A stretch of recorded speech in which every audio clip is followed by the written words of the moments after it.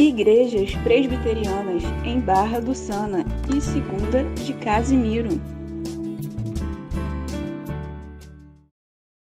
Amém, queridos. Vamos lá então, mais uma vez aqui, nesse nosso desafio, de tratarmos de um longo texto, aonde, novamente aqui, por que o pastor tem feito isso? Fizemos isso na nossa última reflexão em Atos, estamos fazendo agora novamente. Porque o que nós temos aqui nesses 2 capítulos, ou nesses 4 capítulos finais, são menos ensino e mais informações. E como eu disse na última reflexão, o que não tira o mérito desses capítulos, pelo contrário. Porque o que nós encontramos aqui é uma riqueza de informações históricas que nos ajudam a compreender melhor não apenas o ministério do apóstolo Paulo, mas também o desenvolvimento de toda a igreja cristã primitiva no primeiro século.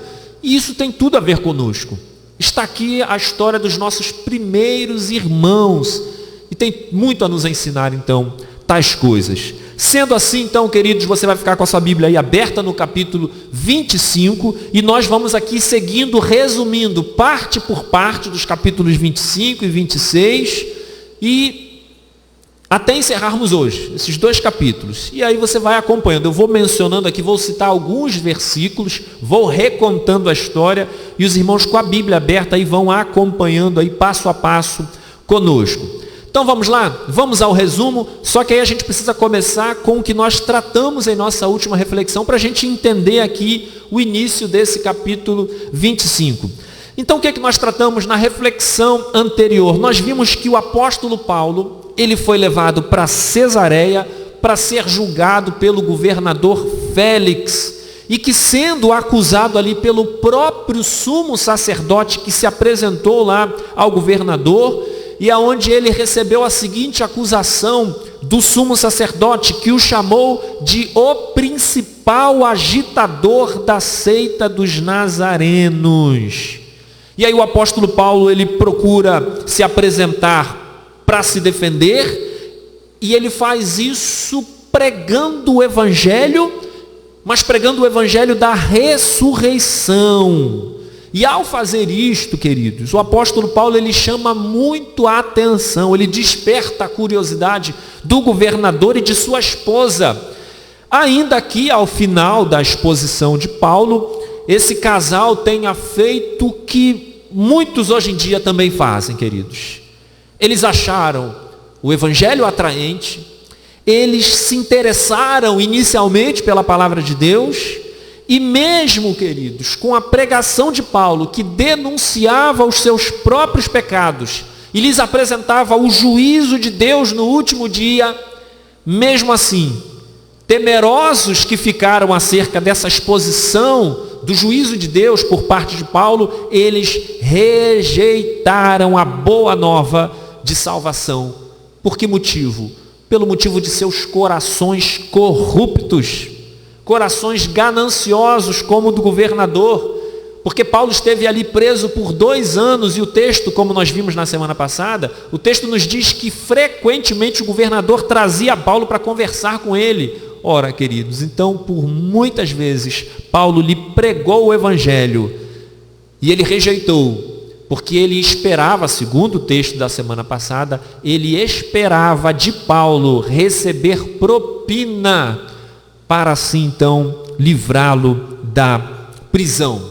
E aí é neste contexto, queridos, que nós agora sim entramos no capítulo 25, quando Festo, ele assume o governo ali da província no lugar de Félix. E aí logo no início de seu governo, que você acompanha aí dos versos de 1 a 12 do capítulo 25, os judeus, eles propõem ao novo governador uma nova emboscada para matar a Paulo, assim como havia feito anteriormente. E aí o que acontece, queridos? O novo governador, ele aceita essa tramóia dos judeus, e aí o que ele faz? Ele sugere a Paulo para que Paulo voltasse para Jerusalém, a fim de que houvesse ali um novo julgamento diante do Sinédrio. Só que nós sabemos muito bem, como é dito aí, que esta artimanha era apenas para que Paulo viajando pela estrada, os judeus ali fizessem uma nova emboscada e o matassem.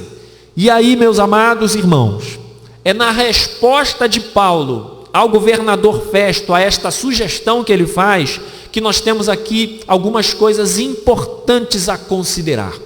Quando o apóstolo Paulo diz assim para ele no verso 10, olha aí, do capítulo 25, quando Paulo responde à sugestão dele de levá-lo para um novo julgamento em Jerusalém, diante do Sinédrio, Paulo responde no versículo 10, estou perante o tribunal de César, onde convém que seja eu julgado. Queridos, nesse primeiro momento da resposta de Paulo aqui, nós vemos em como que o apóstolo, ele está ciente da lei romana. E assim, por esta lei, ele exige ser julgado em tribunal romano, porque ele é cidadão romano. Então o que nós podemos aprender com isso? Muito simples. O que isso tem a ver conosco, pastor? Esse posicionamento de Paulo aqui, em apelar para ser julgado em Roma. Preste atenção, queridos. Este conhecimento de Paulo sobre a lei comum dos homens, a lei romana, demonstra o quanto cada crente deve ser participativo na vida comum desta sociedade. É isso que nós estamos aprendendo aqui. Portanto, erram aqueles crentes que acham que devem fazer uma enorme separação nesta vida. Viverem o reino de Cristo e não participarem em nada das coisas deste mundo. Já viu aqueles crentes que sempre usam, isso é do mundo, essa expressão, né? Isso é do mundo, eu não quero nada disso. Essas coisas são do mundo, eu não vou por esse caminho, porque tudo isso é do mundo. Queridos, conquanto haja de fato uma relevância no olhar para essa expressão, contudo, queridos, nós não podemos chegar ao extremo de vivermos numa bolha evangélica, esquecendo-nos que nós temos responsabilidades nesta vida, responsabilidades estas que o Senhor mesmo nos dá. Portanto, queridos, crente paga imposto como qualquer cidadão.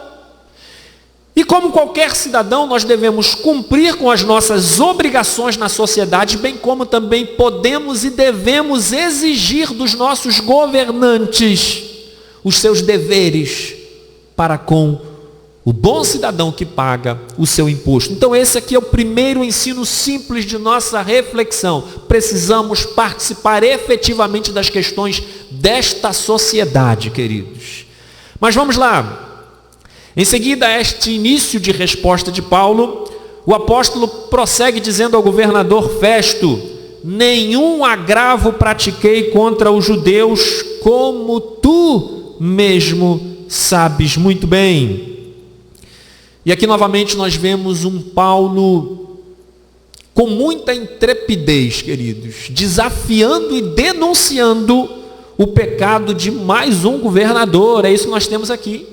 Quando ele usa essa expressão assim para Festo, como tu sabes, como tu bem sabes, demonstra que Paulo ele está ciente, não se sabe como, o texto não explica, mas que Paulo sim está ciente de que havia mais um complô, uma artimanha entre judeus e o próprio governador contra a sua vida. Então com esta expressão ele está dizendo assim: você sabe, e eu sei que você sabe, que você está me propondo algo que na verdade é para matar a minha vida, é para me entregar aos judeus. Tanto é verdade, queridos, que no final do verso 11, o apóstolo Paulo ainda insinua assim: ninguém para lhes ser agradável aos judeus, pode entregar-me a eles. Em outras palavras, é como se o apóstolo Paulo estivesse dizendo o seguinte: nem você, governador, tem esse direito só para agradar aos judeus, ou seja, fazendo politicagem, deixando a justa justiça, deixando o devido cumprimento da lei para fazer politicagem. Você não tem o direito a estas coisas. É o que Paulo está fazendo aqui, queridos.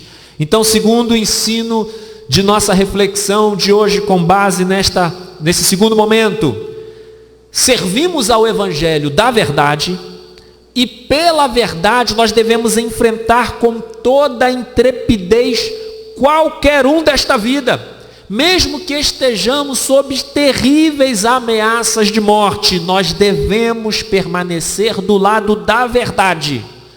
Ah, pastor, eu recebi ameaças. Permaneça do lado da verdade. Pastor, eu recebi uma proposta de muito dinheiro para eu cometer, só que eu preciso cometer um delito nesta vida. O que você vai fazer, queridos? Você vai permanecer do lado da verdade e vai abrir mão das ofertas desta vida. Ou, como aqui no caso, mesmo ameaçado, que morramos, queridos, mas que morramos exercendo aquilo pelo qual nós fomos chamados, a obediência à verdade do Evangelho. E assim, queridos, o apóstolo Paulo faz. Ele permanece do lado da verdade e enfrenta o governador, mesmo que isso significasse algo terrível para ele, queridos, a morte. Mas ele, queridos, não deixa de denunciar os pecados deste mundo, as suas mentiras, as suas heresias, as afrontas contra a verdade de Deus. Então é aquilo que nós devemos fazer também hoje e sempre. Sendo então, queridos, confrontado por Paulo, ainda estamos aí no capítulo 25, sendo então confrontado por Paulo, por meio da própria lei romana, o governador Festo não teve jeito, ele teve que se sujeitar, porque Paulo conhecia a lei romana.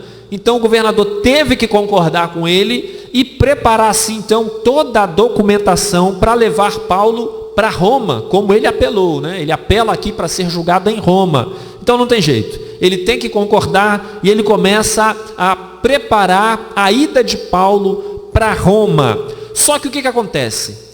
Nesse meio tempo, e aí nós estamos entrando no verso 13 do capítulo 25, nós temos aí a chegada do rei Agripa para visitar a Festo. Então o rei Agripa chega aí com a sua irmã Berenice, né? Não é sua esposa, é a irmã dele.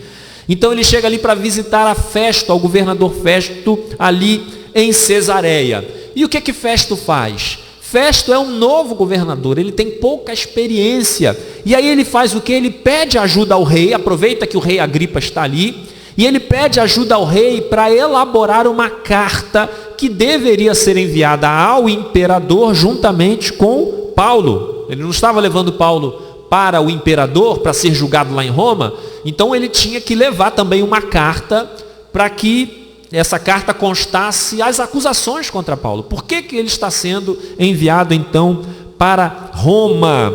E aí, quando Festo pede ajuda ao rei Agripa, o rei Agripa ali, ele ouve um pouco da história de Paulo, e ele se mostra, digamos assim, curioso. E o que ele faz aí? O que ele diz ao governador no verso 22, capítulo 25, o rei Agripa diz o seguinte: eu também gostaria de ouvir este homem.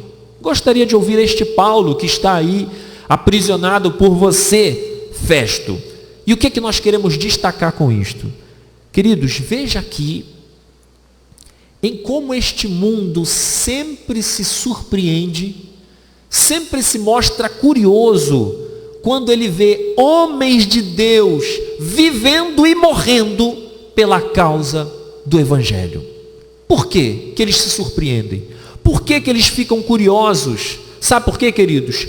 Porque este mundo não entende como que homens abrem mão dos prazeres deste mundo, da riqueza desta vida, da satisfação dos desejos da carne, em favor da obediência a um simples homem que pisou nesta terra 2000 anos atrás, é Jesus Cristo.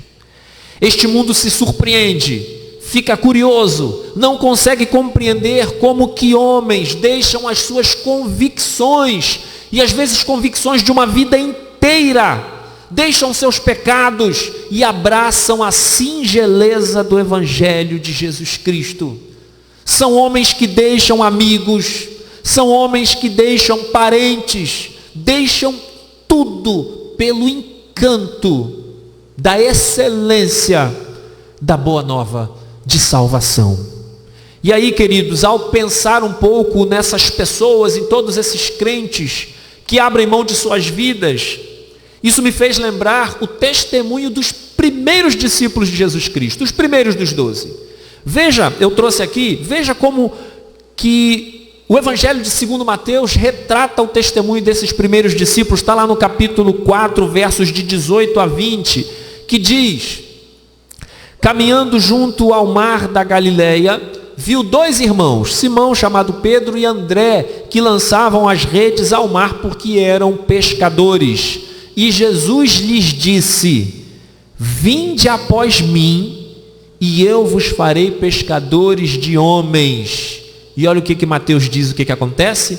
Então eles deixaram imediatamente as redes e o seguiram.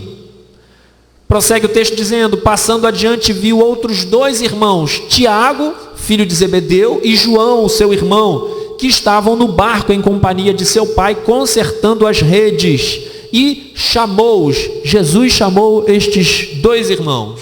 Então eles, segundo aqui os relatos do evangelista Mateus, no mesmo instante, deixando o barco e seu pai, olha, atente aos detalhes, deixando o barco e seu pai, deixando o barco, ou seja, deixando o trabalho secular, deixando a vida deles, deixando aquilo que lhes era o sustento, e deixando inclusive o seu próprio pai, ou seja, às vezes a própria família que num primeiro momento não compreende a nossa fé em Cristo Jesus. Então Mateus diz: no mesmo instante, deixando o barco e seu pai, o seguiram. Que coisa preciosa, queridos. E este mundo não entende. Quando homens pecadores, ao se depararem com a revelação da verdade do Evangelho de Cristo Jesus, largam tudo em suas vidas. E foi isso que chamou então a atenção do rei Agripa a despeito de Paulo. E Paulo, queridos, se nós citamos aqui o exemplo dos primeiros discípulos, podemos também citar o próprio exemplo de Paulo. Paulo era fariseu, tinha autoridade, como naquelas cartas recebidas a fim de que ele entrasse em Damasco e perseguisse os crentes. Então Paulo era fariseu, tinha autoridade, ele tinha todo o respeito de todo o corpo religioso da época, ele era aluno de Gamaliel. Ou seja, Paulo tinha tudo, e tudo abandonou por causa da verdade do Evangelho de Cristo Jesus.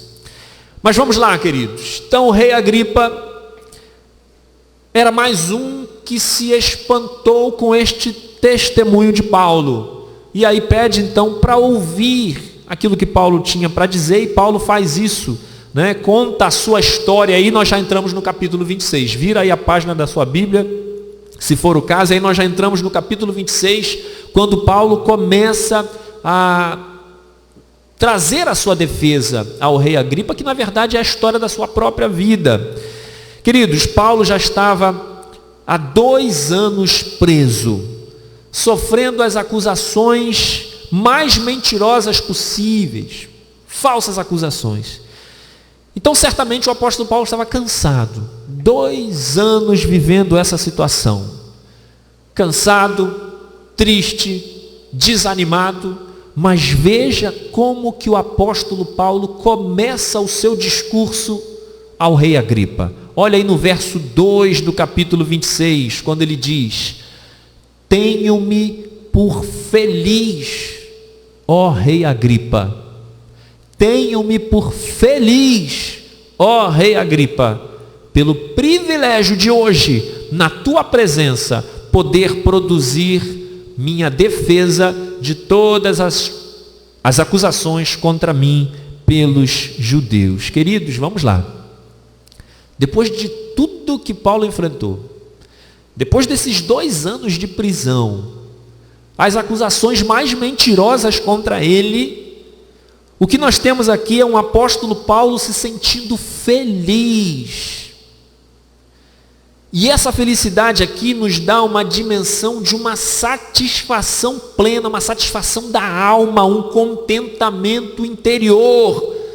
E por qual motivo? Ele diz aí: pelo privilégio de poder, mesmo sob prisão, queridos, pregar o evangelho. Veja, portanto, queridos, que para Paulo, a sua alegria, ela não estava condicionada à libertação da prisão, não estava condicionada a quaisquer prazer desta vida, mas sim, queridos, na oportunidade de dizer ao pecador que há salvação por meio da fé em Cristo Jesus. Ah, meus amados irmãos, se nós entendermos essas coisas, se entendermos que fomos chamados por Cristo nesta vida para pregarmos o evangelho, e não para curtirmos esta vida, e não para passearmos nesse mundo, e não para termos prazeres na carne, no dinheiro, na fama. Até quando, queridos, a igreja cristã terá os seus olhos desviados de Cristo e apontados para os prazeres deste mundo? Paulo passa então a contar a sua história ao rei, em como ele era perseguidor dos cristãos, pensando estar sendo zeloso pela lei, mas na verdade ele estava perseguindo aquele que é o fim da lei, que é Jesus Cristo. Daí, queridos, ele passa a contar, e ele não podia deixar de contar, a maior experiência de sua vida, que é a sua experiência de conversão lá no caminho para Damasco. Nós já passamos por esse texto, em que Jesus mesmo aparece diante de Paulo e fala com ele, revelando-se a ele e comissionando a pregar aos gentios. E é aí, queridos, nesse momento que ele está contando a sua história de conversão, a sua experiência de conversão, que fica evidente aqui, queridos, a crença de Paulo, o anúncio de Paulo, a pregação de Paulo na ressurreição dos mortos, haja vista que Cristo havia morrido e que aquele que ele conta que falou com ele, que apareceu diante dele, é o Jesus que havia morrido. Ou seja, ele está aqui anunciando a ressurreição dos mortos, queridos. E como nós dissemos na última reflexão, nós não podemos nos esquecer que a base da nossa fé é a ressurreição dos mortos, que começou com a ressurreição do próprio Jesus Cristo, que ali inaugura um caminho pelo qual eu e você espero que percorramos, a fim de que venhamos a viver essa vida por meio da fé, testemunhando a Jesus Cristo, mas que ao final de nossa vida, com a chegada da morte diante de cada um de nós, que essa nossa esperança que é viva nos aponte para a ressurreição dos mortos, que acontecerá no último dia, no dia do juízo final. E aproveitando aqui, queridos, aproveitando Paulo, que o rei Agripa, ele não apenas conhecia bem a história de Israel, mas ele acreditava em seus profetas. Nós vemos isso aí, o apóstolo Paulo tratando disso, até porque Agripa, ele era judeu, ele era descendente de Herodes. E aí o que Paulo faz? Aproveitando-se desta crença, deste reconhecimento do rei Agripa, a religiosidade judaica, o que Paulo faz? Paulo traz uma profecia de Isaías para fundamentar a sua fé em Cristo ressurreto, que é o que nós vemos aí nos versos 22 e 23 do capítulo 26, quando ele cita então, ele diz então: permaneço até o dia de hoje, dando testemunho tanto a pequenos como a grandes, nada dizendo senão o que os profetas e Moisés disseram haver de acontecer. Ou seja, queridos, é Paulo dizendo aqui: eu não estou falando nada de mim mesmo. Rei Agripa, eu não estou falando nada de mim mesmo, eu só estou reproduzindo aquilo que os profetas disseram no passado, aquilo que Moisés também disseram no passado. O que eles disseram? É o complemento aqui no verso 23, isto é, que o Cristo devia padecer e, sendo o primeiro da ressurreição dos mortos, anunciaria a luz ao povo e aos gentios. É uma citação aqui que ele faz a Isaías 42 e também a Isaías 49. E aqui, queridos, veja que o apóstolo Paulo, ele não dá ponto sem nó. Ele não perde tempo. Na sua defesa, ele não faz outra coisa senão a pregar a Cristo e, como disse, a este ressuscitado. Ele prega o evangelho para o rei. Mas é nesse ponto, queridos, é nesse ponto em que Paulo está com todo vigor pregando para o rei e anunciando poderosamente a ressurreição de Jesus Cristo e apontando para a esperança da ressurreição. É nesse momento, queridos, que o governador Festo, ele interrompe a Paulo gritando, está aí no verso 24, é gritando mesmo, tá, queridos? Vou até tentar reproduzir isso. Então, quando ele prega falando sobre a ressurreição para o rei Agripa, de repente o governador grita: estás louco, Paulo, as muitas letras te fazem delirar. É o que nós temos aí no verso 24. Que afronta, né, queridos? Que interrupção. Mas eu quero dizer o seguinte para os irmãos. Preste atenção no que eu vou dizer agora, queridos. Já estamos aqui caminhando para o final. Eu tenho sentido falta deste tipo de grito do mundo contra a igreja. Pastor, o que é isso, pastor?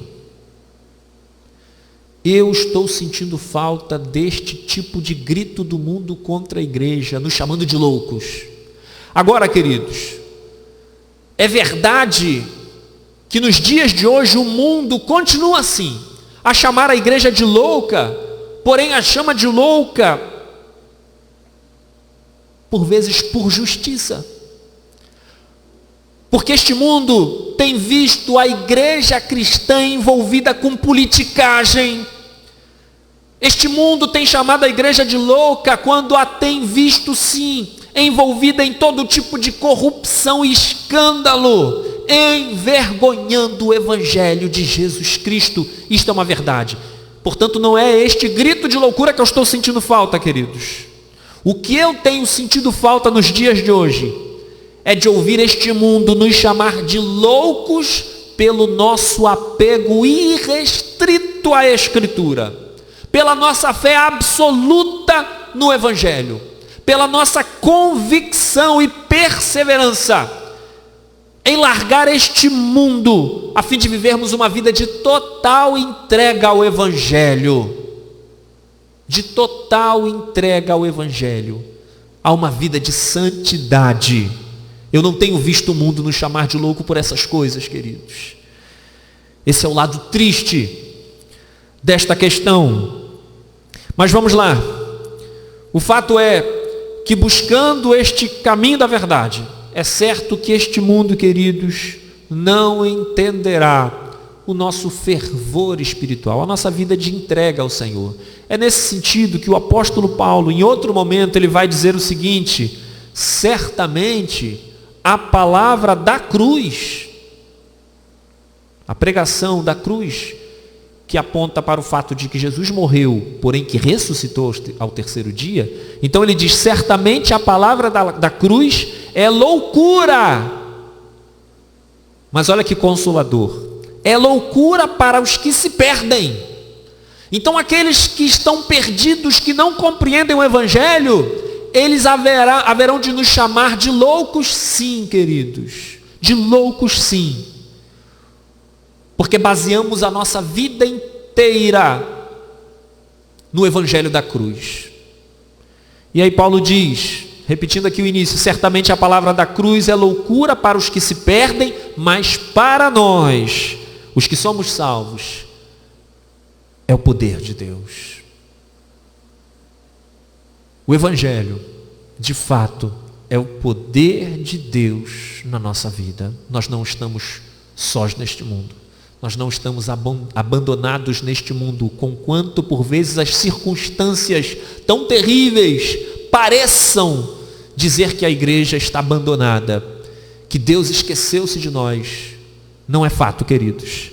O Evangelho, se carregarmos a verdade do Evangelho, o Evangelho da cruz de Cristo, significa que nós temos a Deus conosco, o poder de Deus na nossa vida. Esse texto que eu citei é 1 Coríntios 1, verso 18. Após ser chamado de louco, Paulo conseguiu continuar, ele termina a sua pregação, digamos assim.